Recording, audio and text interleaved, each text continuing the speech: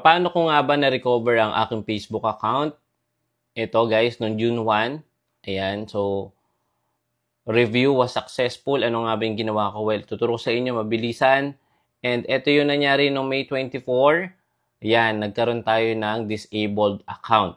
Okay? And good news, upon appealing dito sa support, ayan, successful nating na-recover at wala tayong nalabag na community standard, kaya nakagamit ulit tayo ng Facebook. So, dalawang bagay lang po ang gagawin natin. Una, kailangan natin guys gumawa ng appeal. Ito yun guys, ito yung appeal form. Ayan, ilalagay ko to sa description. I-copy nyo yan, palitan nyo lang ibang details. Copy nyo. Ayan, copy. Ayan, copy.